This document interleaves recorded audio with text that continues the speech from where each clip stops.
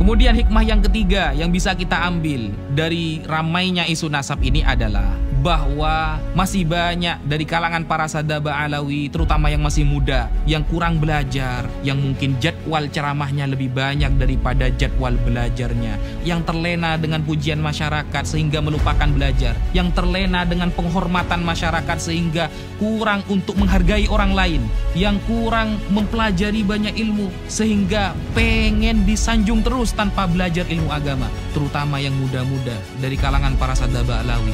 Jadi isu nasab ini menjadi introspeksi, menjadi nasihat secara tidak langsung. Maka kata Imam Ghazali, kalau ayahnya makan kenyang, maka anaknya tidak bisa kenyang tanpa harus makan juga. Kalau ingin keturunan Rasulullah itu menjadi orang alim, maka caranya harus belajar. Karena al-ilmu bitta'allum la bin nasab. Ilmu itu harus belajar, bukan karena nasab. Mengutip perkataan Gus Baha yang pernah beliau lontarkan, habaib wajib kita hormati, tapi le ngaji kudu belajar dhisik. Habaib wajib kita hormati, tapi kalau mau ceramah, kalau mau ngaji, kalau mau mengajar, ya harus belajar dulu, harus ngaji dulu. Assalamualaikum warahmatullahi wabarakatuh. Waalaikumsalam warahmatullahi ta'ala wabarakatuh. Gus Wafi, selamat datang di Nabawi TV dan Robito Alawiyah. Izinkan kami mengajukan beberapa pertanyaan. Pertanyaan pertama, bagaimana kisah awal Anda terlibat dalam diskusi nasab ini, bahkan Anda sampai dilibatkan dalam diskusi atau debat di Kesultanan Banten? Bismillahirrahmanirrahim.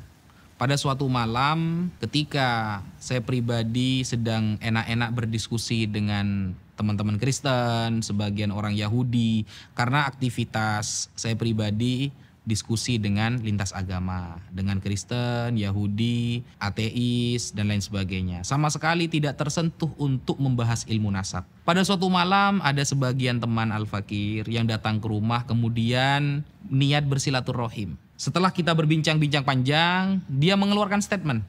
Sekarang para habaib sudah kalah. Tidak ada yang berani berdebat dengan si penuduh. Sontak saya kaget. Tentang masalah apa? Ya ini, Ustadz. Tentang masalah yang rame-rame nasab. Bahwa si penuduh sudah membuat sebuah karya ilmiah, sebuah kitab yang meragukan ketersambungan nasab para habaib kepada Rasulullah SAW. Yang pertama kali Al-Fakir pikirkan adalah, loh berarti guru-guru saya salah semua. Baik di Sidogiri ataupun yang lain. Berarti salah semua dong. Yang kedua, berarti Nahdlatul Ulama. Yang isinya banyak para kiai-kiai yang sangat mengagumi para sadaba alawi seperti Kiai Haji Maimun Zubair, seperti Kiai Ahmad Nawawi bin Abdul Jalil, pengasuh Pondok Pesantren Sidogiri, seperti Kiai Abdul Alim bin Abdul Jalil, pengasuh Pondok Pesantren Sidogiri, atau Syekhona Khalil Bangkalan, Kiai Haji Hashim Asy'ari, atau kalau kita mau menggunakan para ulama Nusantara, Syekh Yasin bin Isa Al-Fadani, atau Syekh Muhammad Mahfud bin Abdul Mannan At-Termasi, atau kita banyak sekali yang mengakui para sadaba alawi. Syekh Nawawi Al-Bantani. Syekh Nawawi Al-Bantani ini orang yang alim, allamah. Salah satu kitab yang beliau tulis yang dipelajari seluruh pesantren adalah Nihayatuz Zain fi Irsyadil Mubtadi'in. Beliau mengakui sadaba alawi. Satu pikiran, berarti semua ulama salah dong. Ketika ada orang yang membuat sebuah tesis karya membatalkan nasabah alawi. Karena curiga dan penasaran, saya minta kitab itu kepada sebagian teman Al-Fakir yang datang ke rumah. Adakah kitab PDF-nya atau Anda memiliki kitab? Lalu dia berikan, ini kitabnya. Berikan saya waktu 1 minggu untuk mempelajari kitab ini. Setelah 1 minggu, insya Allah Al-Fakir akan memberikan statement mengenai kitab tersebut. Ternyata setelah waktu 1 minggu berlalu, banyak Al-Fakir temukan kesalahan. Bahkan di halaman pertama ketika menarasikan di awal-awal, ketika si penulis buku itu menarasikan bahwa termasuk amar ma'ruf nahi mungkar adalah menggali nasab yang masih ikhtilat, yang masih campur, yang masih terjadi syubhat, maka di sanalah Al-Fakir yakin bahwa si penulis bukan sesuai dengan data ilmiah, tetapi sesuai dengan nafsu pribadi. Nah, karena tidak ada para ulama yang mengatakan ikhtilatun nasab itu termasuk amar ma'ruf nahi mungkar untuk mengungkapnya. Tidak ada. Kalau kita buka kitab Al-Hawi, karya Al-Hafidh As-Suyuti, Al-Imam Ibnu Hajar Al-Haytami dalam Fatawa Al-Hadithiyah atau Fatawa Al-Kubra, dan para ulama yang lain, ketika ada orang yang mengaku-ngaku sebagai dzurriyyah Rasulullah, kemudian tidak dibuktikan, tidak bisa dibuktikan secara ilmiah, apakah para ulama langsung menghajar, menfitnah, merobohkan statementnya, lalu mengajak debat seluruh dunia. Tidak ada yang seperti itu, tidak ada. Para ulama sudah tawakuf. Kita secara ilmiah, antum bukan keturunan Rasulullah. Andaikan dia terus menarasikannya, maka nanti amir yang akan memberikan semacam tahdzir, semacam takzir kepada si pengaku. Ulama sudah diam, tawakuf. Dan itu kesepakatan para ulama. Semua para ulama, Al-Hafidz As-Suyuti kurang alim bagaimana ketika menerangkan tentang orang-orang yang mengaku sebagai keturunan Rasulullah. Imam Ibnu Hajar tidak bisa dibuktikan, maka masuk pada istilah apa? Masyhurun nasab.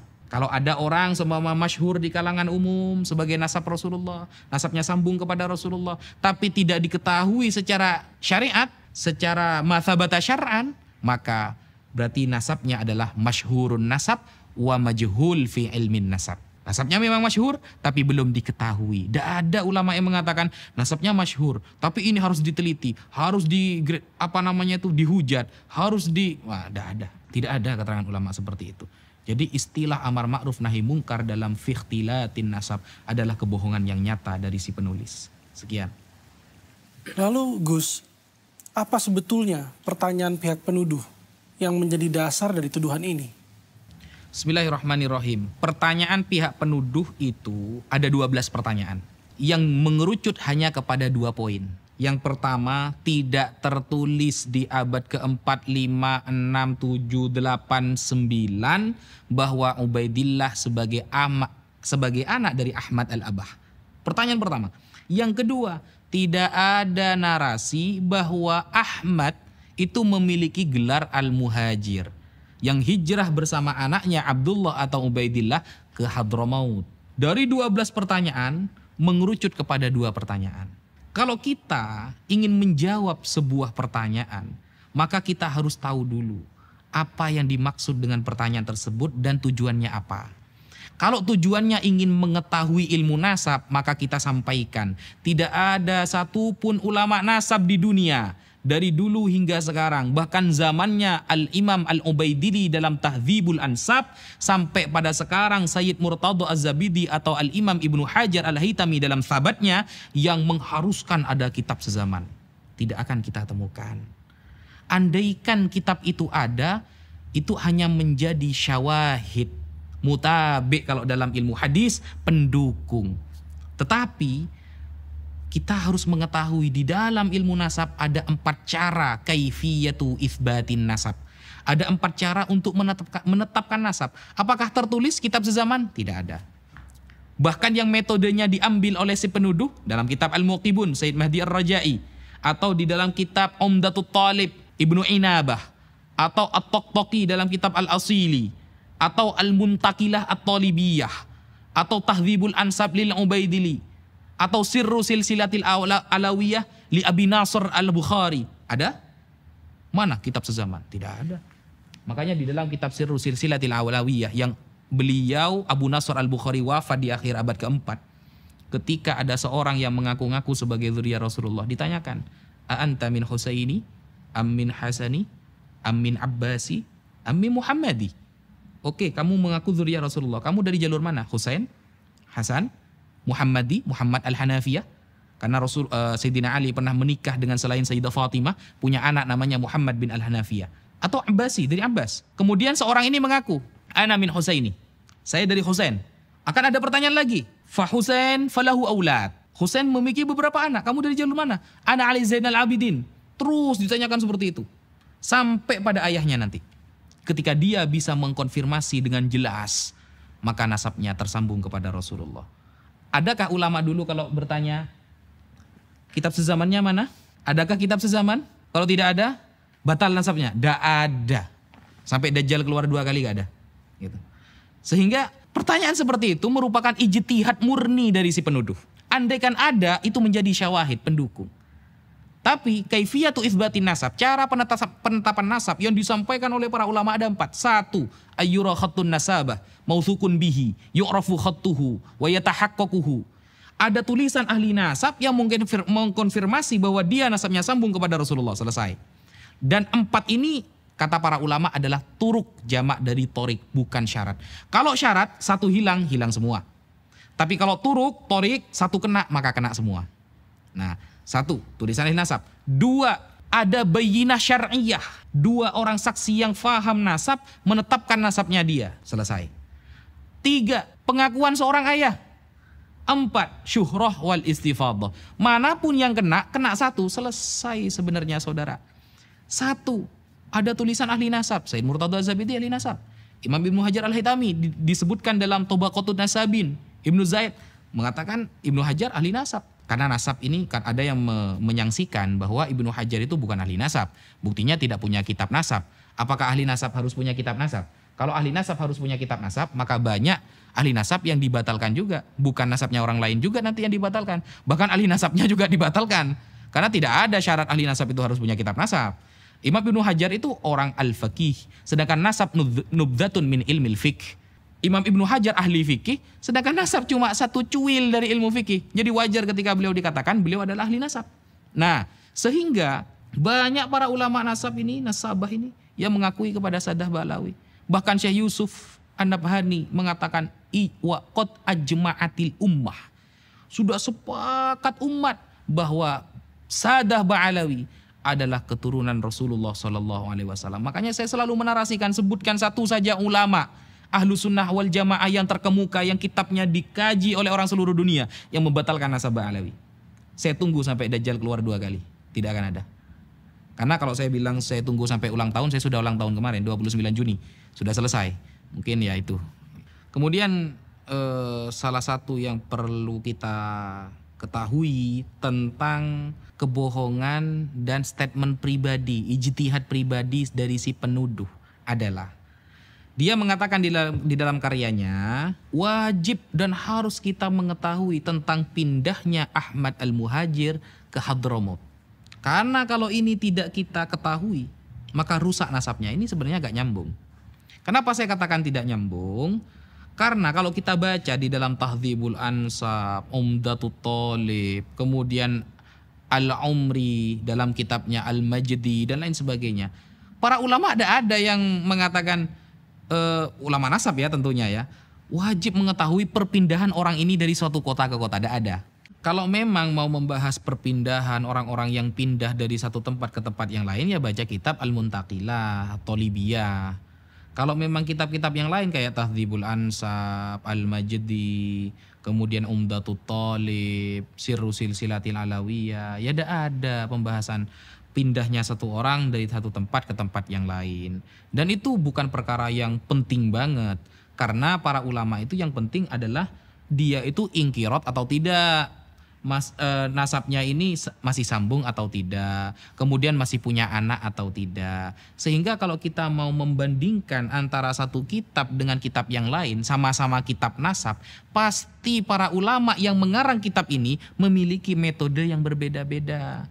Ada yang khusus menyebutkan orang-orang yang berpindah. Ada kitab yang menyebutkan orang-orang yang tidak ingkirot nasabnya, masih memiliki keturunan yang terkenal saja, yang tidak terkenal tidak dia tulis. Jadi punya metode masing-masing, sehingga tidak bisa kemudian mengklaim harus ada perpindahan dari satu tempat ke tempat. Kalau nggak ada maka nasabnya batal. Itu adalah murni dari ijtihad si penuduh. Sekian. Terkait dengan banyaknya pengembangan permasalahan di isu nasab ini di luar kitab problematik Syajaratul Mubarakah, apa pertanyaan lain yang antum merasa belum terjawab sejauh ini? Bismillahirrahmanirrahim. Salah satu pertanyaan umum yang tidak ada jawabannya adalah, sebutkan satu saja ulama ahlus sunnah wal jamaah yang masyhur, yang terkenal alamah, yang mungkin karyanya dikaji orang sedunia, yang menafikan, membatalkan nasab para habaib, para sadah alawi. Satu saja. Kalau ada satu ulama ahlus sunnah yang membatalkan atau menafikan, itu akan menjadi referensi kuat bagi si penuduh. Ternyata sampai detik ini tidak disebutkan satupun ulama ahlus sunnah baik dulu maupun sekarang yang membatalkan, menafikan atau mengoreksi atau mengkritik para sadah Ba'alawi. Tidak ada. Nasab para sadah Ba'alawi. Yang pertama. Yang kedua, Sebutkan satu saja ulama yang cara mengkritik nasabnya seperti yang dilakukan oleh si penuduh. Dengan tajassus, tangkib, atau qadah sampai taraf mencaci. Karena Rasulullah SAW bersabda ada dua perkara yang dapat menyebabkan kafir. Yang pertama adalah at-ta'an fin nasab.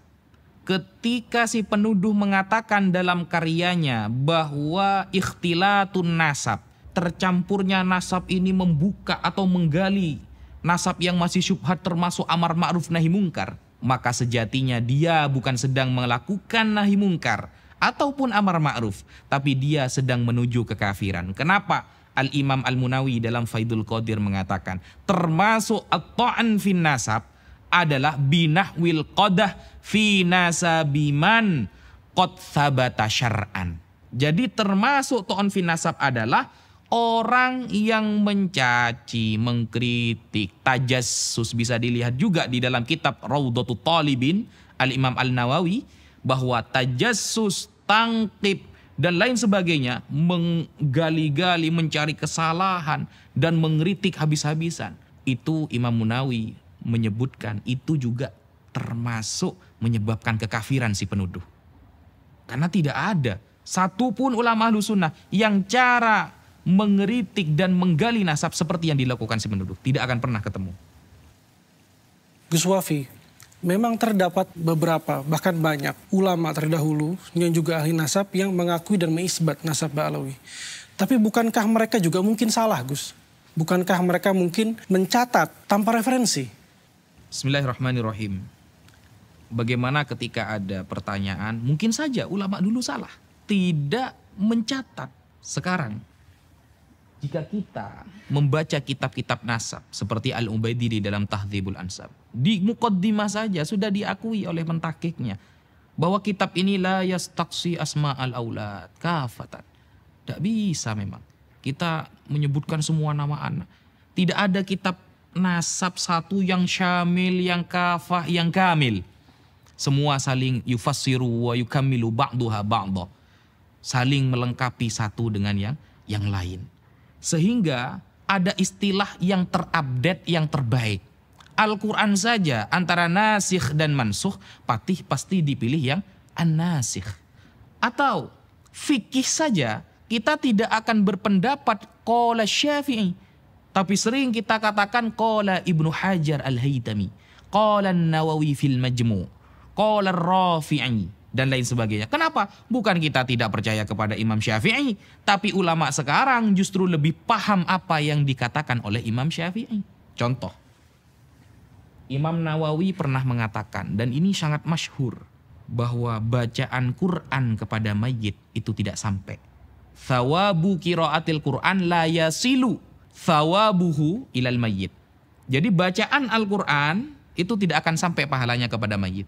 Itu perkataan Imam Syafi'i yang masyhur yang dikutip oleh Imam Nawawi. Lalu kita buka sekarang di dalam kitab Ar-Risalah, kitab-kitab karya Imam Syafi'i. Ada nggak perkataan itu? Tidak ada. Apakah kita berani mengatakan Imam Nawawi bohong? Kan tidak seperti itu konsep dalam Islam. Ketika Syekh Murtadha Az-Zabidi mengatakan qala Al-Ubaidili, Ubaidili mengatakan di dalam kitabnya bahwa Ahmad dengan anaknya hijrah ke Hadramaut, kemudian dia punya anak yang bernama Abdullah atau bitasghir Ubaidillah. Lalu kita buka di dalam kitabnya Ubaidili, nggak ada nih. Berani kita mengatakan Sayyid Murtadha Az-Zabidi bohong? Kalau seperti itu berarti Imam Nawawi juga bohong. Apakah kita mau memberikan contoh yang lain? Banyak seperti itu. Di dalam fikih sering terjadi. Qala Ibnu Hajar Al-Haytami fi fatawihi. Ibnu Hajar Al-Haytami mengatakan di dalam fatwanya bahwa derajat para dzurriyyah Rasulullah itu dzatiyah, bahwa derajat para ulama itu aridi, ilmu, sesuatu yang baru datang. Kalau dzurriyyah Rasulullah itu murni di dalam tubuhnya. Lalu kita buka di dalam fatwanya Imam Ibnu Hajar nih, mana kok udah ada gitu. Berani kita mengatakan ulama yang mengutip itu bohong? Nah, ilmu itu kan memang butuh sanad, tapi sesuai dengan konfirmasi ulama. Bukan hanya mengatakan al-isnadu minad din laulal isnad laqala masya, tapi tidak sesuai dengan praktik dari para ulama. Tidak ada ulama satupun yang ketika melihat ada orang yang mengaku-ngaku sebagai dzurriyyah Rasulullah dilacak, nasabnya tidak ketemu, lalu dia menghujat habis-habisan, mentajassus, mentangkip dada. Seperti itu. Itu contoh saja. Lalu apa pendapat Anda, Gus, ketika banyak orang atau sebagian orang meyakini bahwa sekelas ulama Said Murtadha Az-Zabidi berbohong dalam kitabnya? Bismillahirrahmanirrahim. Bukan Said Murtadha Az-Zabidi yang berbohong, tapi mereka yang kurang meneliti, kurang menghargai pendapat para ulama ketika tidak sesuai dengan pemikiran mereka. Said Murtadha Az-Zabidi ini seorang ulama besar. Kitabnya dikaji oleh orang seluruh dunia. Bahkan beliau mensyarahi Ihya Ulumuddin yang bernama kitab Ithafus Sadah Al-Muttaqin, dan perkataan beliau yang sering dikutip oleh orang ahlu sunnah apa? Idza utliqa ahlu sunnati wal jamaah fal murad bihi al-asy'ariyah wal maturidiyah. Itu perkataan beliau yang sangat masyhur yang dijadikan istidlal oleh para ulama terutama di negara Indonesia. Jadi ini bukan orang yang sembarangan. Al-Imam Ibnu Hajar di dalam sabatnya ketika menerangkan tentang Al-Imam Abu Bakar Al-Idrus, apakah berani Imam Ibnu Hajar kita katakan dia pembohong? Bahkan ulama Syafi'iyah semua mengakui bahwa beliau itu pakar dalam fikih dan nasab adalah nubzatun min ilmil fikih. Hanya secuil dari ilmu fikih. Kalau hanya secuil, sedangkan gelar Imam Ibnu Hajar adalah al-faqih yang paham fikih Syafi'i, maka pantaskah kita mengatakan beliau tidak paham nasab? Sedangkan nasab hanya satu titik dari ilmu fikih, dan beliau pakarnya dalam fikih.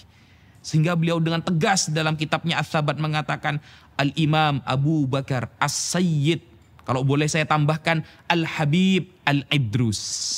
Al-Idrus bukan marga Ahmad Khan atau marga dari Wali Songo mungkin, bukan, tapi jelas Sadah Ba'alawi Al-Idrus. Seperti itu. Dalam perkembangan isu nasab ini, banyak netizen yang mengatakan bahwa sebaiknya digelar diskusi atau debat oleh Robitoh Alawiyah. Apa tanggapan Anda, Gus? Bismillahirrahmanirrahim. Bagaimana jika si penuduh dan para pendukungnya ingin mengadakan bahthul masail, kalau istilah para santri. Bahthu membahas masail, beberapa masalah. Atau diskusi, kalau kita mau mengadakan bahthul masail, kita bertahun-tahun ada di pesantren, yang namanya bahsul masail, mau tingkat desa maupun tingkat nasional. Kalau mendengarkan qala Ibnu Hajar Al-Haytami, kita taslim, kita terima. Sedangkan sekarang Ibnu Hajarnya dikritik habis-habisan oleh si penuduh. Ini bukan bahsul masail, ini nyari masalah beneran. Ya, beda. Santri dari yang paling awam sampai paling alim, kalau mendengarkan qala Nawawi fil Majmu', Imam Nawawi dalam kitab Al-Majmu' mengatakan, selesai masalah. Ini Imam Nawawinya yang dikritik habis-habisan. Ini bukan membahas masalah, tapi nyari masalah itu namanya. Sehingga tidak relevan untuk mengajak bahsul masail dengan mereka. Apalagi sudah ada statement dari dia, wa in aftal muftun. Sekalipun para ahli fatwa sedunia mengatakan bahwa Sadah Ba'alawi keturunan Rasulullah, maka saya tetap membatalkan. Maka kita sudah bisa memberikan nilai orang yang seperti ini. Kata Sayyid Muhammad, saya ingat Sayyid Muhammad di dalam kitab Al-Manhalul Latif menghadapi orang yang mengatakan cukup Al-Quran saja, tidak butuh hadis. Ngapain hadis? Hadis ini dikoreksi orang, perkataan manusia. Quran ini yang pasti dijamin. Nah, apa kata Sayyid Muhammad? Innahu aqallu wa ahqaru min ayyuradda aw yujadal. Dia terlalu remeh dan terlalu hina untuk kita tolak pendapatnya dan untuk kita ajak debat. Jadi dia terlalu remeh dan terlalu hina untuk ditolak pendapatnya, ya, di debat maksudnya, au yujadal atau di debat, kata Sayyid Muhammad dalam kitab Al-Manhalul Latif. Sehingga kalau kita mau yurad, mau membantah pendapatnya, sudah percuma. Jadi fokus kita seharusnya sekarang menjelaskan kebenaran kepada umat. Tidak perlu fokus untuk membikin si penuduh ini faham dan setuju kepada pendapat kita. Karena itu cukup mustahil bagi saya. Kenapa? Secara logika saja, ulama ditolak, apalagi Al-Fakir yang menjelaskan. Ketika ulama sedunia ditolak, siapa lagi di Indonesia yang berhak menjelaskan? maka cukuplah kita meluruskan pemahaman umat, menjelaskan tentang kemuliaan Sadah Ba'alawi dan apa yang sudah disampaikan oleh para ulama kita ajarkan. Semata-mata hanya untuk meneruskan penjelasan para ulama agar masyarakat tidak tidak terprovokasi dan tidak dimasuki oleh pemikiran-pemikiran yang sesat dan menyesatkan. Salah satu kebohongan yang fatal yang mungkin bisa menyebabkan dia kafir, si penuduh kafir, seperti ketika mengatakan tidak ada istilah Habib di dalam Islam. Orang pertama kali yang mengatakan Habib adalah orang Yahudi dan Nasrani. Di dalam Al-Quran, nahnu abna Allah wa ahibba'uh. Kami adalah anak-anak Allah dan habib-habibnya Allah. Istilah Habib adalah istilah yang pertama kali dilontarkan oleh orang kafir. Jadi seolah-olah dia akan mengatakan kalau kita menggunakan Habib berarti niru orang kafir. Man tasyabbaha biqaumin fahuwa minhum. Arahnya kan ke sana nantinya itu. Nah, kalau seperti itu berarti sahabat Abdullah bin Abbas juga kafir. Kenapa? Al-Imam Al-Hafidh As-Sakhawi di dalam kitabnya Istijlabur Tiqail Ghuraf, beliau menyampaikan bahwa sahabat Abdullah bin Abbas lah orang pertama kali yang menyebutkan kata Habib kepada cucu Nabi Muhammad SAW. Suatu saat ketika Abdullah bin Abbas bertemu dengan salah satu cucu Rasulullah, Ali Zainal Abidin bin Husain bin Ali, apa kata sahabat Abdullah bin Abbas? Marhaban bil Habib ibnil Habib. Marhaban bil Habib ibnil Habib. Al-Habib putra dari Al-Habib. Isnaduhu sahih, sanadnya sahih. Sehingga ini kebohongan yang nyata yang dibungkus dengan narasi ilmiah, padahal orang yang mengungkapkannya bisa jatuh kepada kekufuran. Itu salah satu kebohongannya. Atau kebohongan yang lain ketika mengatakan bahwa para habaib datang dibawa oleh Belanda, atau ketika menarasikan ketika berperang Anda ada di mana? Oh, ternyata Anda itu berkolaborasi dengan orang Belanda. Pantes. Berarti Anda ini datang oleh Belanda, mendukung dan memberikan bantuan penuh kepada orang-orang Belanda. Nah, ini kebohongan yang nyata, dan fatal untuk meyakininya. Kenapa?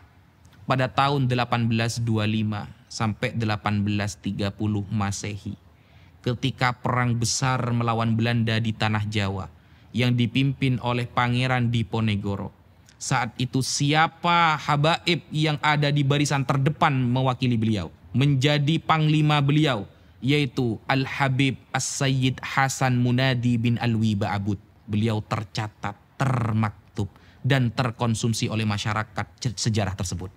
Ba'abud ini bukan gelar yang lain, tapi gelar dari Sadah Ba'alawi. Atau ketika perang di Palembang, sehingga Palembang tumbang waktu melawan Belanda, siapa yang ada di depan yang membantu Sultan Badaruddin sebagai Sultan Palembang ketika itu? Al-Habib Muhammad Umar As-Segaf. Dan yang akhirnya beliau, Umar bin Muhammad As-Segaf ini akhirnya menjadi mantu beliau. Dan ketika kerajaan Palembang tumbang saat itu, beliau dan Sultan Badaruddin dibuang oleh Belanda ke Ternate sampai wafat di sana. Apakah itu namanya mendukung Belanda? Sehingga sejarah-sejarah seperti itu perlu untuk kita ungkapkan, sehingga kita bisa lebih melihat, melek akidah, melek sejarah, dan melek Ahlus Sunnah wal Jamaah. Kemudian ada narasi dari si penuduh ketika sudah mulai ada di pojok dan tidak bisa menjawab semua statement yang kita ajukan, lari kepada tes DNA.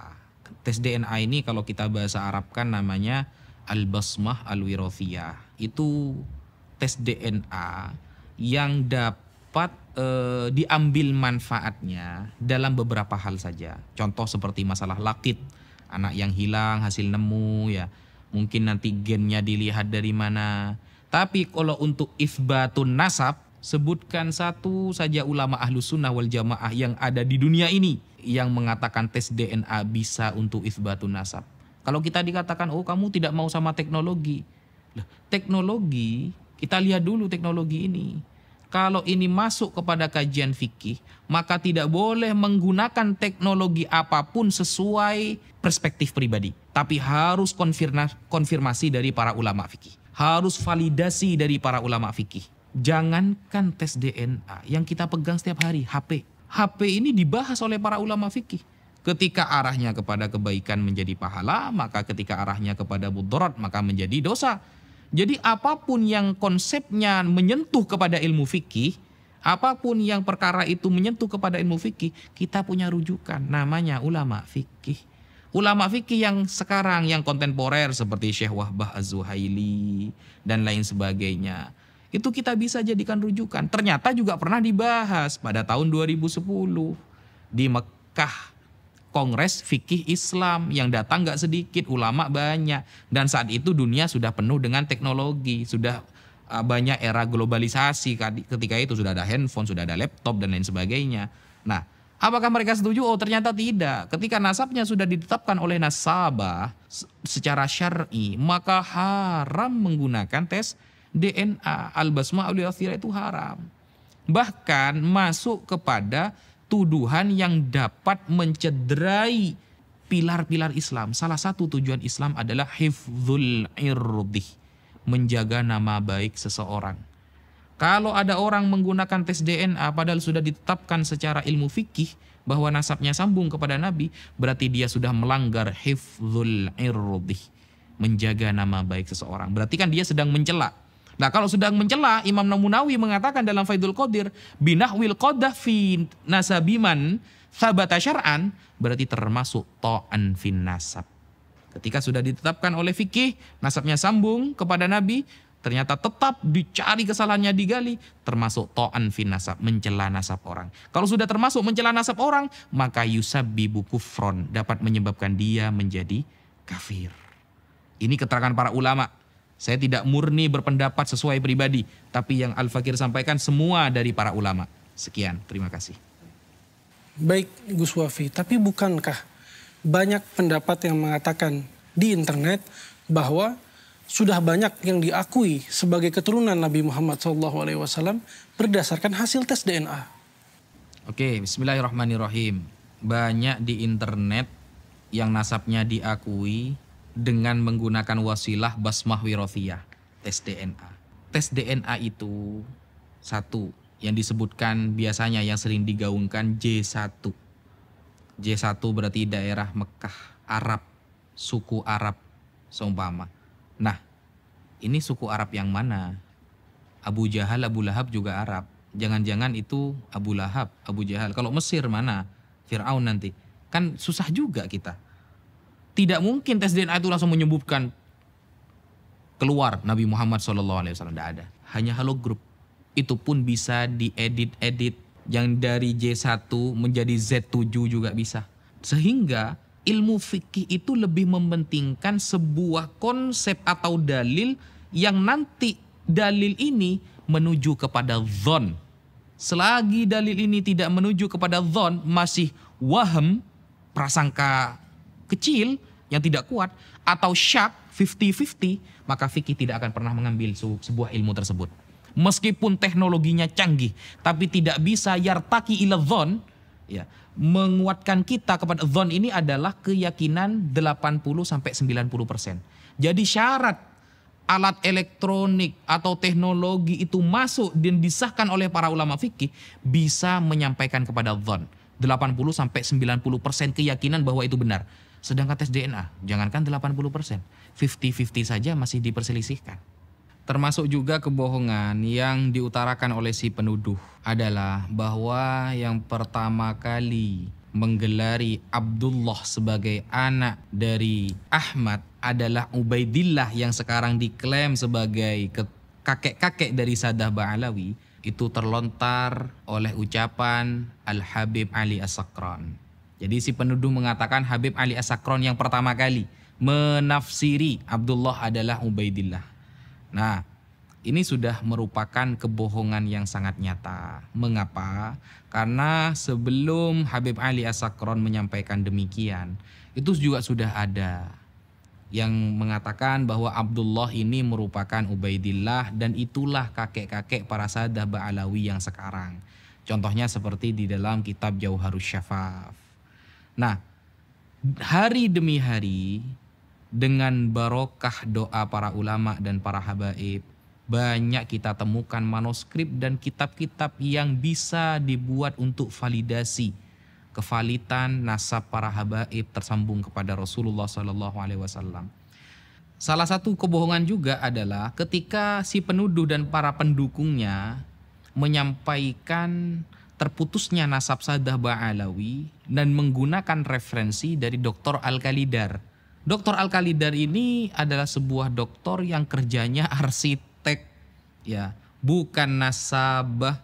Jadi mereka lebih percaya kepada Al-Khalidar daripada Imam Ibnu Hajar Al-Haytami, daripada Syekh Yusuf An-Nabhani yang notabene-nya ulama beneran, memang pakar di bidangnya, As-Samarqandi dan lain sebagainya. Ini kan sangat lucu. Lalu dia mengatakan Syekh Al-Khalidar ini nasabah seumpama. Ini kebohongan yang sangat nyata. Dia itu dokter arsitek. Coba kita lihat kalau kita sama-sama menggunakan hujah lewat internet, siapa Al-Khalidar itu? Nah, lalu kemarin Al-Fakir sempat melihat ada live dari para pendukung si penuduh mengeluarkan kitab. Yang kitab ini diterbitkan atau juga didukung atau juga ditulis oleh Al-Khalidar. Dia mengatakan kitab, padahal bukan kitab. Itu cuma narasi tulisan di dalam blogspot, di website, lalu dia fotokopi, dia cetak sehingga seolah-olah seperti kitab, ya. Lalu mengatakan kepada pendukungnya, ini kesepakatan internasional nasab Sadah Ba'alawi terputus. Al-Fakir lihat kitab itu. Ternyata bukan kitab, tapi blogspot www yang mungkin mereka ambil, dan juga kalimat ini, kitab-kitab itu narasinya dari Al-Khalidar yang mungkin nanti merujuk, bukan mungkin, ini benar-benar merujuk kepada Syekh Mukbil. Padahal Syekh Mukbil sendiri sudah merujuk pendapatnya. Dan kalau memang mau membatalkan nasab Sadah Ba'alawi menggunakan Al-Khalidar atau menggunakan Murad Syukri atau menggunakan Syekh Mukbil, maka harus jujur. Karena yang dibatalkan banyak, termasuk Syekh Abdul Qadir Al-Jilani juga dibatalkan nasabnya. Sedangkan si penuduh tidak konsisten. Percaya kepada tuduhan Sadah Ba'alawi, tapi tidak mempercayai tuduhan pada Syekh Abdul Qadir Al-Jilani. Sehingga mungkin karena Syekh Abdul Qadir Al-Jilani nantinya akan dia jadikan sebuah proyek tersambungnya nasab Wali Songo ke sana. Dia sudah mewanti-wanti dulu, tidak membatalkan yang ini, padahal semuanya dibatalkan. Al-Ahdal juga dibatalkan. Jadi contoh-contoh seperti si penuduh ini sebenarnya dulu sudah ada. Bahkan sekelas Imam Syafi'i yang jaraknya cuma 150 tahunan dengan masa para sahabat, Imam Syafi'i pernah diragukan apakah beliau Bani Quraisy apa bukan. Jadi contoh-contohnya sebelumnya sudah memang ada. Bahkan di Al-Quran yang mengatakan Rasulullah SAW abtar, itu siapa? Orang-orang kafir. Jadi kalau kita mengemban sanad, menyampaikan sanad para ulama bahwa Sadah Ba'alawi itu adalah cucu Rasulullah SAW, sedangkan mereka para pembatal secara tidak langsung mereka mengemban sanad-sanad orang-orang kafir yang sudah mengatakan Rasulullah tidak punya keturunan. Seperti itu. Itu salah satu kebohongan yang nyata yang disampaikan. Kemudian kebohongan ilmiah yang disampaikan oleh si penuduh. Ketika mengutip sebuah dalil pasti akan dikutip sebagian. Pasti dikutip sebagian. Contoh seperti kitab Al-Ifadah yang terkenal ditulis oleh Syekh Ibrahim Mansur. Ya, kalau nggak salah Syekh Ibrahim Mansur itu di sana metodenya dipakai tapi isbatnya nggak dipakai. Jadi kitab Al-Ifadah itu menerangkan tentang fisyuhrah wal istifadah, dan beliau secara nyata mengatakan Sadah Ba'alawi itu keturunan Rasulullah. Metodenya dipakai tapi isbatnya nggak dipakai. Ini kan sangat lucu sekali. Sama dengan Rasulullah SAW menyampaikan sebuah hadis, innamal a'malu binniyati wa innamal likulli imri'in ma nawa faman kanat hijratuhu ilallahi wa rasulih. Dipakai hadisnya, tapi dia tidak pernah mempraktekannya, kan sama-sama seperti itu. Nah, sehingga hal-hal seperti ini adalah namanya kecurangan ilmiah. Sebagian dikutip tapi yang isbatnya gak dikutip, itu namanya kecurangan ilmiah, dan ini tidak boleh terjadi dalam dunia perdiskusian. Nah, kemudian kebohongannya apa lagi? Menggunakan kitab Al-Mu'qibun yang ditulis oleh Sayyid Mahdi Ar-Rojai, atau kitab Syajarah Mubarakah yang ditakik oleh Sayyid Mahdi Ar-Rojai, yang notabene-nya beliau mengisbat Ba'alawi, mengakui Sadah Ba'alawi sebagai cucu Rasulullah, tapi metode dipakai, isbat gak dipakai. Giliran dijelaskan langsung, padahal Sayyid Mahdi Ar-Rojai itu yang lebih paham kitab Syajarul Mubarakah. Jauh sebelum si penuduh itu tahu kitab tersebut. Bahkan yang mentahqiq jauh sebelum si penuduh itu mempelajari kitab tersebut. Dan sudah mengecek jauh sebelum si penuduh belum mengecek kitab tersebut. Kitabnya dipakai, metodenya dipakai, tapi isbatnya mereka hilangkan. Isbatnya tidak mereka akui. Nah, ini kan sebenarnya kita sudah mengetahui bahwa narasi-narasi ilmiah itu tidak ada. Ayo kita ilmiah, itu sudah kebohongan publik yang sangat nyata. Narasi ilmiah hanya sebuah wadah agar masyarakat percaya, tetapi faktanya narasi kebencian, narasi tajassus, menggali kesalahan secara pribadi atau secara umum untuk Sadaba Alawi itu terus disuarakan. Dan bahkan saya tidak pernah mendengarkan si penuduh sampai detik ini menasehati para pendukungnya yang mencaci maki para Sadaba Alawi. Seharusnya kalau memang dia merasa ilmiah, kalau memang benar-benar ingin mengkaji, maka dia juga mengeluarkan statement, jangan mencaci maki, jangan melakukan hal-hal yang di luar syariat untuk mengklaim para Sadaba Alawi. Tapi apa kenyataannya? Malah didukung. Semua para pencaci maki dari netizen, kalangan orang awam yang sudah terprovokator, yang sudah percaya pada statementnya, semakin hari semakin merajalela. Sesuatu yang keluar dari lisannya adalah sebuah fitnahan dan tuduhan yang tidak berdasar. Apakah si penuduh menasehati atau mengatakan tujuan kita itu ilmiah? Oh tidak. Malah didukung dan tambah dikompor-kompori. Sehingga dari sana kita sudah mengetahui bahwa narasi ilmiah, background dengan di wadah ilmiah itu sebenarnya tidak pernah ada. Mungkin itu yang bisa saya sampaikan. Gus Wafi, ada salah satu fenomena menarik belakang ini bahwa ada salah satu narasumber utama yang membatalkan nasab Ba'alawi di sosial media atau di podcast-podcast secara umum, namun kami tidak mendapati namanya. Kami juga tidak mendapati backgroundnya. Sebut saja Pak Guru atau mohon maaf, sebut saja Pak Gembul misalnya. Apa pandangan Anda terkait fenomena seperti ini? Oke.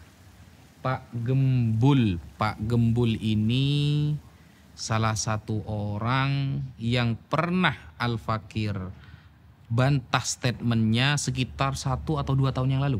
Beberapa kali Al-Fakir melihat statement yang keluar yang dijadikan istidlal, sebuah dalil oleh dia, selalu kacau dan rancu. Sehingga Al-Fakir punya 3 poin mengenai Pak Gembul ini. 1, dia tidak pernah belajar agama secara sistematis. 2, dia tidak pernah ada di pesantren ya, yang mungkin pesantren itu sudah terkenal dengan Ahlus Sunnah wal Jamaah. Karena kita bisa menilai itu dari statementnya. Yang ketiga, dia sering menambah-nambah hadis dan keterangan para ulama dengan pemikiran sendiri. Contoh, suatu saat sekitar 1 tahun yang lalu atau lebih, dia mengatakan bahwa pada suatu saat Rasulullah dan para sahabat mengizinkan orang-orang Nasrani untuk melakukan ibadah di Masjidil Haram atau di Masjidil Nabawi. Mengizinkannya itu selama 3 jam kata dia. Bayangkan, ini perkataan Rasulullah lalu ditambah-tambahi, ini kan sudah fatal sebenarnya. Kita saja tidak berani menambah-nambahi apa yang disampaikan Rasulullah. Andai kan ada keterangan, maka kita akan memberikan keterangan bahwa ini murni dari penjelasan kita dan ini adalah isi hadisnya. Padahal dia ingin menerangkan kepada umat bahwa tidak usahlah kita terlalu fanatik buta kepada Islam. Kita toleransinya itu ya dahulukan. Buktinya Rasulullah saja mengizinkan orang-orang Nasrani sholat di Masjid Nabawi kok selama 3 jam kata dia. Hadis yang dia pakai itu hadis mungkote. Hadis mungkote yang mu'dhal. Hadis mu'dhal ini 2 perawinya hilang sekaligus atau berurut. Sehingga tidak bisa la yuhtajju bihi. Tidak bisa dijadikan hujah. Dan dia berhujah dengan ini. Dan tidak ada satupun ulama Ahlus Sunnah yang terkenal menggunakan hadis ini sebagai hujah pembolehan ibadah di masjid. Ibadah di masjid. Bukan masuk masjid. Kalau masuk masjid, kita baca kitab-kitab lintas mazhab, ulama berbeda pendapat. Ada yang melarang secara mutlak, ada yang memperbolehkan. Tapi kalau ibadah di masjid, orang kafir yang ritualnya adalah mensyirikkan Allah, maka para ulama tidak membolehkan. Ini kan sudah ngawur. Berarti dia tidak pernah belajar kitab hadis. Tidak pernah belajar ilmu hadis. Kemudian tentang nasab, dia mengatakan begini. Sayyidah Fatimah tidak memiliki privilege, kata dia. tidak memiliki keutamaan yang dihususkan sehingga Rasulullah mengatakan lau kanat binti Fatimah saraqat laqata'tu yadaha.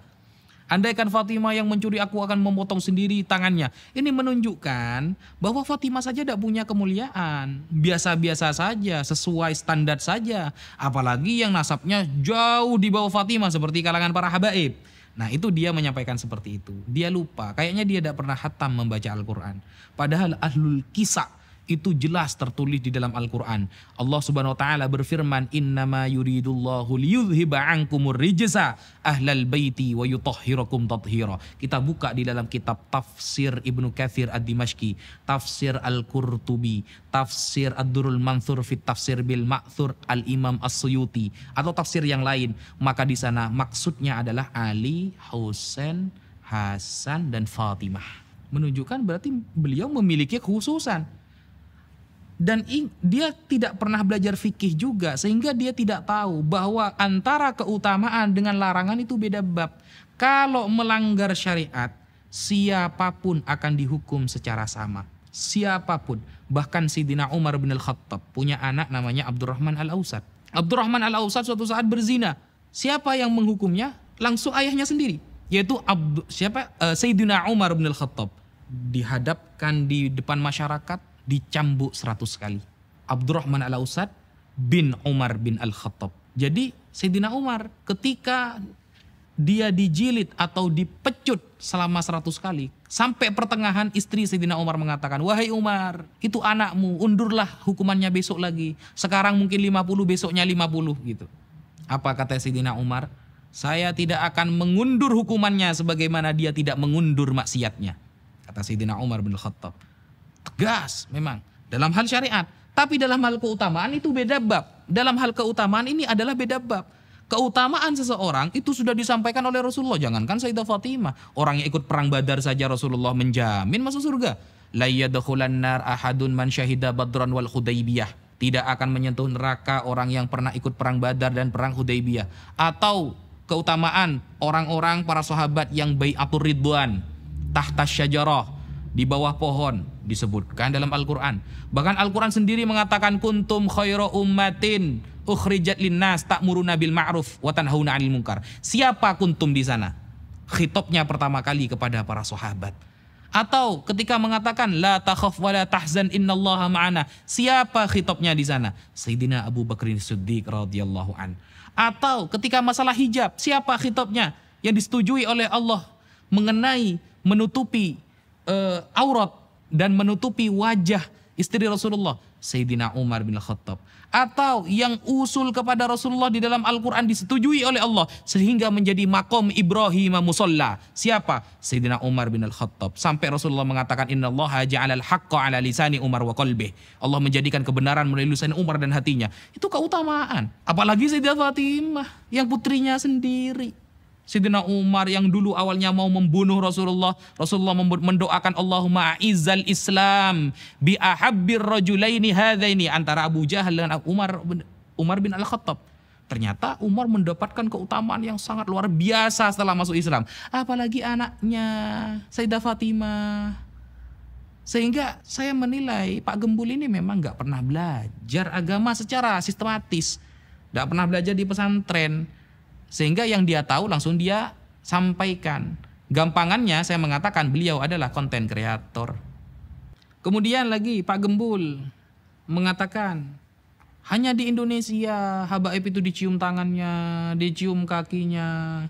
Kalau kita kembali ke Turki, negara Afrika, tidak ada yang mendapatkan VIP seperti itu. Ini cuma Indonesia yang isinya banyak para habaib sehingga diatur secara sistematis agar dilakukan hal seperti itu. Nah, ini kan menunjukkan dia ini tidak pernah membaca kitab-kitab para ulama. Dan istidlal kepada negara ini tidak pernah ada di Islam. Coba contoh negara ini, negara itu, bukan seperti itu. Istidlal, menyampaikan sebuah dalil ini rujukannya para ulama. Makanya Al-Quran mengatakan fas'alu ahla dzikrih in kuntum la ta'lamun. Bertanyalah ke ulama kalau kamu gak tahu. Innama yakhsyallahu min ibadi al-ulama. Yang takut sama Allah itu adalah ulama. Meskipun ulama dibagi menjadi dua. Ada ulama dunia, ada ulama akhirah. Nah, kalau para ulama sekelas Al-Imam Ibnu Hajar Al-Haytami, sangat menghormati para habaib, bahkan berguru. Bahkan di dalam kitab Ithafus Sadah Al-Muttaqin, Syarah Ihya Ulumuddin, yang ditulis oleh Sayyid Murtada Az-Zabidi, sanad hadisnya itu sambung kepada seorang Sadah Ba'alawi. Nah, apakah itu sistematis sehingga kita menghormati dengan berlebihan? Oh tidak. Kalau dia memang pernah membaca sejarah Islam, Imam Muslim ketika bertemu dengan Imam Al-Bukhari, bayangkan, ini bukan keturunan Rasulullah.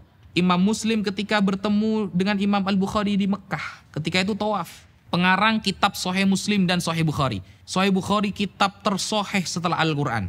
Ya, itu narasi para ulama yang sudah masyhur di kalangan kita. Ketika bertemu Imam Muslim langsung datang mendekati Imam Bukhari dan mengatakan, "Da'ni hatta uqabbila rijlak."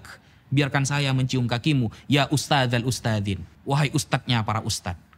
Apakah Imam Bukhari mengatakan, udah boleh syirik, udah boleh ini? Tidak seperti itu. Mau adu hadis dengan beliau yang mengarang kitab Sahih Bukhari, mau adu hadis dengan beliau yang mengarang kitab Sahih Muslim, kita siapa? Bahkan kita Arba'in Nawawi aja dah hafal. Apakah ada ulama yang lalu mengkritik Imam Muslim mencium kaki Imam Bukhari? Oh, Imam Muslim ini melakukan kesalahan, terlalu menghormati. Siapa kita? Itu adalah ustadzal ustadzin, gurunya para guru. Kalau Imam Bukhari saja disebut ustadzal ustadzin, Imam Muslim yang muridnya bagi kita itu juga khairu ustadzil ustadzin. Sebaik-baiknya ustadznya para ustadz. Kenapa? Sebab beliau kita tahu hadis Rasulullah. Sebab beliau kita tahu sanad hadis Rasulullah. Dan sebab beliau kita bisa mendapatkan berkah dari ungkapan-ungkapan dan fi'lu Rasulullah Sallallahu Alaihi Wasallam. Jadi saya kira Pak Gembul ini kurang banyak baca, kurang banyak belajar. Mungkin dia baru menemukan sebuah statement yang dia baca dan masuk akal bagi dia. Lalu dibuatlah video tanpa ditashih, tanpa disodorkan dulu kepada para ahli sebelum membuat video. Seperti itu. Dan apakah dia bisa dijadikan rujukan dalam masalah nasab? Jangankan masalah nasab. Dalam masalah sholat saja, dia tidak bisa dijadikan rujukan. Wudhu, hukum mandi, tayamum, dan hukum yang berkaitan dengan fikih yang enteng lah. Tidak bisa, apalagi masalah nasab. Yang sama sekali dia tidak pernah punya guru nasab. Apalagi dia mengatakan, katanya Islam ini agama sanad. Baraya, saya ingin sebutkan satu ulama saja lalu tanyakan sanad kepada dia. Saya yakin dia tidak akan bisa. Oh ya, kalau seperti itu mari kita duduk di suatu tempat, kita diskusi, kita sampaikan pemahaman Islam secara komprehensif, kita bicara ilmiah. Jangan hanya menyampaikan sebuah statement, melontarkan sebuah pendapat, hilang. Giliran dulu ketika Al-Fakir membuat video ingin mengajak berdiskusi tidak ada tanggapan. Kan lucu, mengeluarkan statement tapi tidak bisa mempertanggungjawabkan statementnya. Kalau memang dirasa memiliki keahlian dalam memahami Islam, mari kita duduk, kita bicara nasab, monggo. Kita bicara sanad, monggo. Kita bicara sejarah, mari. Mungkin seperti itu yang bisa Al-Fakir sampaikan. Gus Wafi sebagai penutup, apa hikmah dari perkembangan seluruh dinamika isu nasab ini yang antum lihat baik bagi umat Islam secara umum maupun bagi Alawiyin? Bismillahirrahmanirrahim. Ada 3 hikmah yang Al-Fakir ambil dari ramainya tentang isu nasab Sadah Baraba Alawi. Jadi para Sadah Ba'alawi yang pertama, kalau dulu Al-Fakir meyakini Sadah Ba'alawi sebagai keturunan Rasulullah masih syakkan, dhannan, tapi sekarang tahqiqon, benar-benar yakin. Karena secara tidak langsung Al-Fakir banyak membaca kitab-kitab nasab dan puluhan bahkan ratusan para ulama yang terkemuka menetapkan Ba'alawi sebagai keturunan Rasulullah. Kalau dulu masih mungkin remang-remang, kata orang para habaib ini adalah keturunan Rasulullah, tapi sekarang sudah tahqiq, sudah semakin yakin seyakin-yakinnya. Itu hikmah yang pertama. Hikmah yang kedua adalah kita bisa tahu bahwa sabda Rasulullah ribuan tahun yang lalu, berapa abad yang lalu, Rasulullah mengatakan, inni la akhsha alaikum an tusyriku ba'di. Aku tidak khawatir kalian akan syirik berjamaah setelah aku mati. Jadi kalau ada orang bilang dikit-dikit syirik, dikit-dikit haram, itu sudah salah. Karena Rasulullah tidak pernah khawatir umatnya akan syirik berjamaah. Rasulullah akan selalu mengatakan bahwa umatnya semakin hari semakin banyak. Bahkan Rasulullah itu fa'alaikum bisawadil a'zam, kalau kalian terjadi banyak ikhtilaf, fa idza ra'aitum ikhtilafan katsira, ketika kalian melihat banyak ikhtilaf, fa'alaikum bisawadil a'zam, maka pilihlah yang mayoritas. Maksudnya mayoritas para ulama. Berarti kan menunjukkan Rasulullah yakin bahwa umat Islam akan menjadi mayoritas, akan semakin besar. Nah, tetapi kata Rasulullah, walakin akhsya alaikumud dunya. Tapi yang aku khawatirkan atas kalian, wahai para umatku, adalah dunia. Antanafasu fiha fataktatilu. Kalian berlomba-lomba mencarinya sampai saling mencaci, membunuh, dan lain sebagainya. Kebenaran yang disabdakan oleh Rasulullah sekarang sudah terjadi. Hanya gara-gara dunia, kita rela bertengkar sesama ikhwah bainal muslimin. Tidak menjaga ukhuwah bainal muslimin sampai mencaci, menghajar. Padahal andaikanlah ada teori ilmiah yang disepakati para ulama bahwa Sadah Ba'alawi bukan keturunan Rasulullah. Apa salahnya ketika kita memuliakan sesama umat Islam dan ternyata fakta sejarah para Sadah Ba'alawi merupakan guru dari guru-guru kita semua. Syekh Mahfud Termas berguru kepada Habib siapa? Habib Husain Al-Habsyi yang merupakan guru beliau dan juga menjadi gurunya Ki Haji Hasyim Asy'ari. Minimal kita mengakui bahwa mereka pernah berjasa mengajari ulama Nusantara tentang ilmu syariat. Andaikan ada kesepakatan ulama bahwa Sadah Ba'alawi bukan keturunan Rasulullah, tapi itu tidak akan pernah terjadi. Sehingga kita semakin yakin dengan hikmah adanya ramai isu nasab bahwa sabda Rasulullah benar. Islam tidak akan hancur dari luar, tapi Islam akan hancur dari dalam. Itu kebenaran Rasulullah, prediksi Rasulullah SAW. Mungkin kalau dikatakan prediksi kurang cocok karena Rasulullah itu wa ma yantiqu anil hawa in huwa illa wahyu yuha, itu adalah wahyu yang Allah sampaikan atau ilham yang Allah sampaikan melalui lisan Rasulullah SAW. Sudah benar terjadi. Yang ketiga, menjadi nasihat bagi para Sadah Ba'alawi yang mungkin dari kalangan para Sadah Ba'alawi yang masih muda, yang mungkin jadwal ceramahnya lebih banyak daripada jadwal belajarnya, yang terlena dengan pujian masyarakat sehingga melupakan belajar, yang terlena dengan penghormatan masyarakat sehingga kurang untuk menghargai orang lain, yang kurang mempelajari banyak ilmu sehingga pengen disanjung terus tanpa belajar ilmu agama, terutama yang muda-muda dari kalangan para Sadah Ba'alawi. Dengan adanya isu nasab ini kita bisa lihat dan kita bisa menjadi introspeksi, ya. Jadi isu nasab ini menjadi introspeksi, menjadi nasihat secara tidak langsung. Ayo belajar. Rasulullah mengatakan, man salaka tariqan yaltamisu fihi ilman, sahalallahu lahu tariqan ilal jannah. Kurang apa lagi Rasulullah? Bahkan tolabul ilmi faridotun. Kata-kata faridotun kan taknya itu bukan tak marbutoh, bukan tak li taknis, tapi tak lil mubalaghah, bahwa mencari ilmu sangat wajib keturunan siapapun. Maka kata Imam Ghazali, kalau ayahnya makan kenyang, maka anaknya tidak bisa kenyang tanpa harus makan juga. Kalau ingin keturunan Rasulullah itu menjadi orang alim, maka caranya harus belajar. Karena al-ilmu bitta'allum la bin nasab. Ilmu itu harus belajar, bukan karena nasab. Kalau karomah, oke. Banyak karomah yang terjadi karena nasab. Tapi kalau ilmu tidak bisa. Sehingga masih banyak kita dengarkan dari kalangan para Sadah Ba'alawi yang muda-muda masih terlalu tersanjung dengan pujian sehingga lupa banyak belajar, sehingga lupa untuk mempertahankan ilmu dan mempertahankan thariqah kakek-kakeknya, seperti sahabat Abdullah bin Abbas yang alim dan allamah pada zamannya, sampai Rasulullah gara-gara Rasulullah tersanjung kepada beliau, Allahumma faqihu fiddin wa 'allimhu ta'wil. Dan itu juga menjadi catatan yang penting kepada kita, bahwa apa yang kita lakukan, apa yang kita usahakan, itu akan menunjukkan kualitas kita. Akan menunjukkan kualitas kita. Rasulullah secara tegas mengatakan, yashfa'u yaumal qiyamah thalathatun. Siapa? Al-anbiya wa syuhada wal ulama. Ulama. Kemudian, apakah pernah Rasulullah mengklaim bahwa ilmu ini akan diturunkan sesuai nasabnya? Tidak pernah. Ilmu harus dengan belajar. Mengutip perkataan Gus Baha yang pernah beliau lontarkan, habaib wajib kita hormati, tapi lek ngaji kudu belajar dhisik. Habaib wajib kita hormati, tapi kalau mau ceramah, kalau mau ngaji, kalau mau belajar, mengajar, ya harus belajar dulu, harus ngaji dulu. Makanya Kiai Haji Maimun Zubair, tetap kita wajib menghormati para Sadah Ba'alawi, baik yang muda maupun yang sudah sepuh, apalagi yang sudah selevel ulama. Tetapi untuk mengikuti pendapatnya, tunggu dulu. Kalau di luar syariat Islam, maka kita tidak boleh mengikutinya. Ada para sadah Ba'alawi contohnya terpapar faham Syiah seumpama. Kita tidak boleh mengikuti, tapi di sisi lain kita wajib menghormati. Sampaikan kebenaran. Al-Fakir ketika menemukan para habaib yang akhlaknya kurang baik di masyarakat, maka menjadi kewajiban Al-Fakir untuk menegur dia sampai dia sadar bahwa dia sedang melakukan kesalahan. Ya Habib, antum adalah panutan kami. Kalau antum seperti itu, maka kami bagaimana Habib?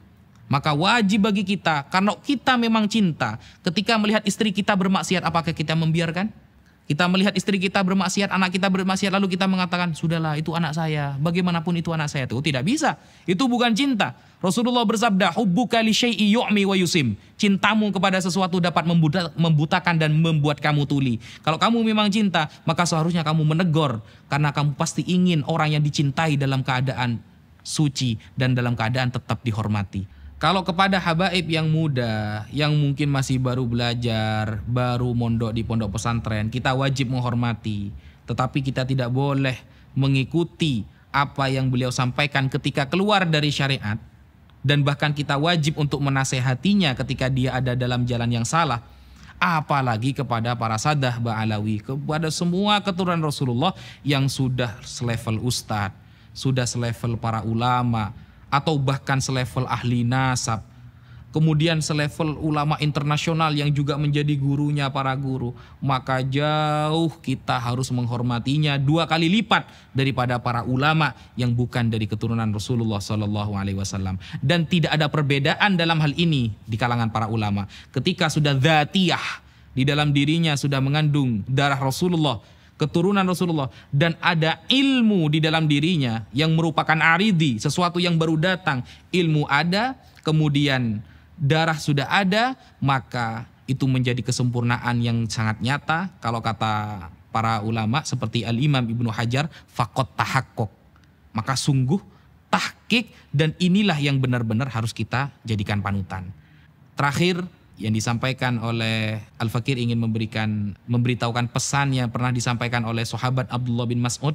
Ada dari kalangan pendukung, si penuduh itu ditanya oleh masyarakat, kamu pilih mana, Kiai A atau Kiai B? Yang Kiai B sudah wafat, yang Kiai A masih hidup. Lalu dia mengatakan, ya saya milih Kiai A lah karena masih hidup, lebih tahqiq ilmunya. Ini adalah pernyataan yang sangat salah. Dan ini sebuah kebohongan yang sangat nyata. Kenapa? Karena menabrak statement sahabat Rasulullah SAW. Sahabat Abdullah bin Mas'ud pernah mengatakan, manistanna falyastanna biman qad mata. Kalau memang mau ikuti ulama, ikuti yang sudah wafat. Kenapa? Para ulama yang sudah wafat sudah aman dari fitnah, kata beliau. Sedangkan para ulama yang masih hidup belum aman dari fitnah.